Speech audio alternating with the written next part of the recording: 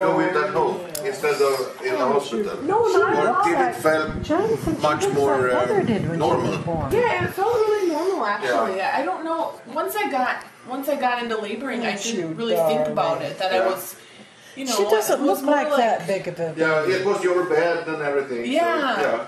So, yeah, it was more like I kind of started wondering if questions about I kind of wished maybe I had the chance to have some you had asked me to document. I started feeling like maybe I should have gone the route where I could I was like, maybe that's not so bad after all. I would have if I'd been in a hospital, I would have demanded them. So what time did you start going into labor? I remember you woke me up and I was kind of groggy. When did they get like 5 minutes apart? Well, let's start with the beginning, though. It was kind of weird because it was hard for me at first to find the pattern, and you know, I think Jonathan told you about our false alarm. When we were so good. You want me to take the pit out? Okay, honey. I woke up at 5 and I had a little bloody show, and then I started feeling contractions. I had sort of the night before, but nothing that was regular. Anyway, so I got up at 5. The house was a pigsty, and I was like, if we're going to have people over here today for a birth, this place better be tidy. So I came downstairs, and I washed the dishes and stuff, and I was getting contractions about 6 minutes apart. But then when I sat down, the contractions only come like 15 minutes apart. I don't know if that's normal or not, or maybe I just didn't notice them or something. Sorry. When you start anticipating them, then they get... Yeah, but then when Jonathan finally woke up about 7:30, they were like coming about 8 minutes apart regularly, and then the midwife came, and then as soon as she got here, they were coming like 2 or 3 minutes apart. Like maybe 9 o'clock till 1 o'clock. Real strong labor. Yeah, right, exactly. And even not even that. I wouldn't even say that much. I would say like, because I was still even like. I was maybe an early transition, if that's possible, for a couple hours where like it was really bad, but I would have a break. I would still have a couple minutes break between them. Yeah. But they were the really painful kind once they came. Yeah.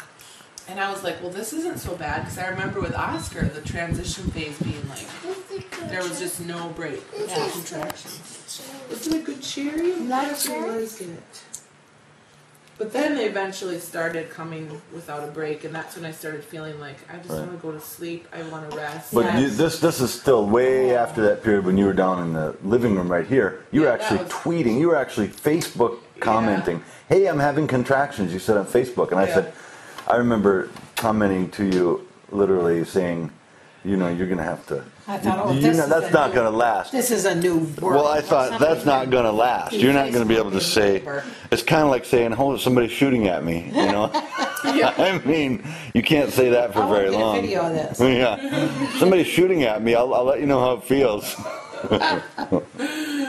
Is she okay? Are you okay? Sure. So we moved upstairs, and my feeble part of this is that I fill up that tub, you know, that big green tub. You've seen pictures. You will. Very, very. Which important. I guess we didn't. I frankly thought that you would not want to use it. That it was sort of a thing that it was nice to have, but eventually you'd go, oh, this is for the birds. I don't want to go swimming. I want to have the baby. But you were in there. So nice. I was in there laboring, and the water, and I think made you.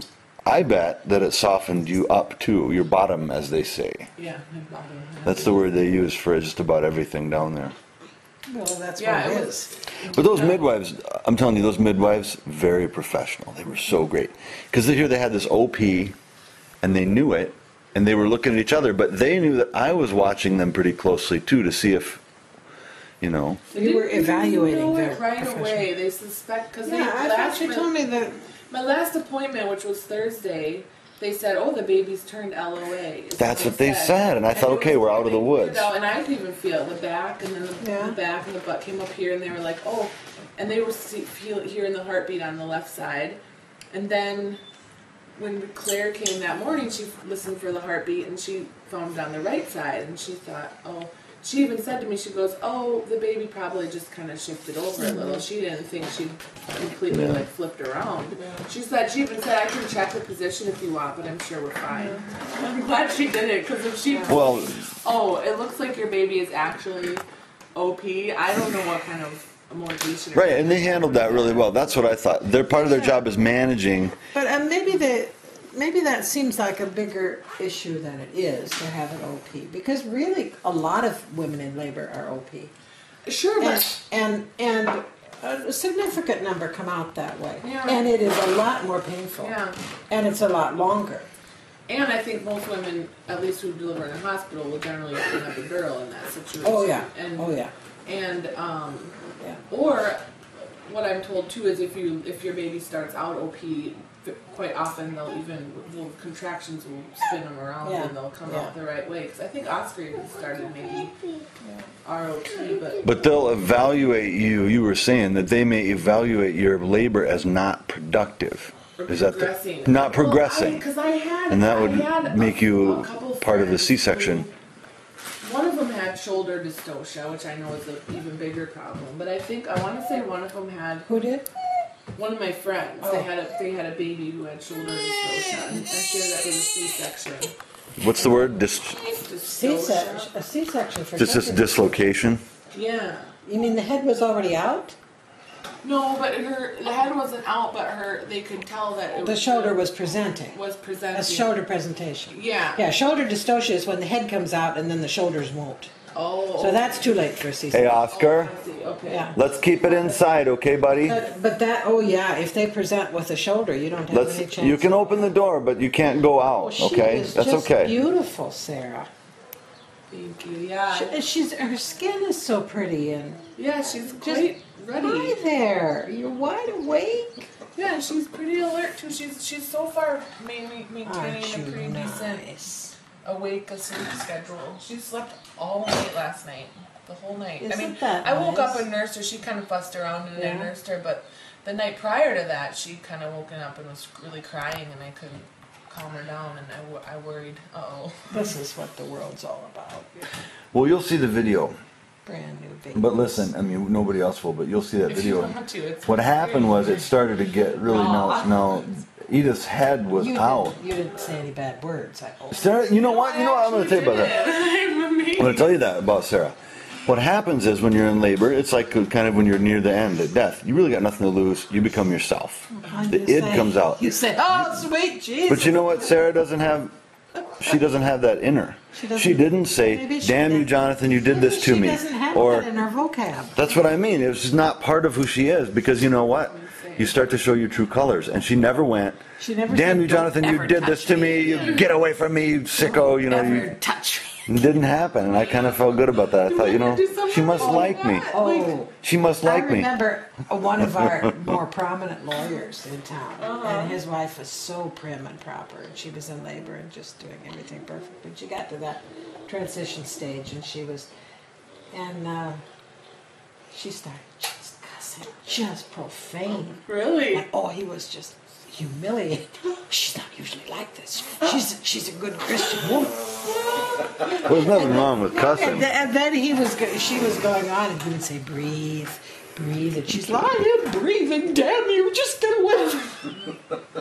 And this was I'm sure you know who.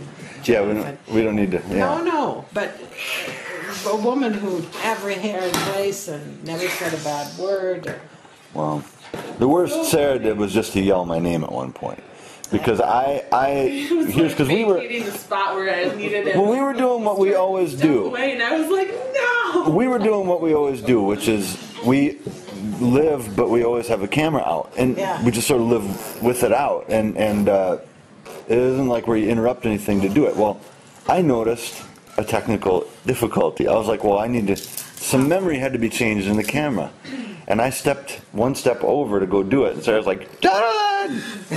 My contraction was just starting, and I had no one to hang on to. And I was like, I wouldn't have done the hang on thing. The midwives orchestrated my involvement, because I would have probably stood back and gone, what do I do? What do I do? You know. But they had us in an embrace, and they had me sort of with my hands. Nice, I had my fists on your back at one point. My legs supporting my body, and I was just so exhausted from supporting my own weight. Yeah. You know, you get to that point where you're just like, I can't. Yeah, that's the only good thing lie about a down. hospital bed is that they're more supportive than your own home bed is. Yeah, and You can hang on to things, and you can put a back up and get pressure.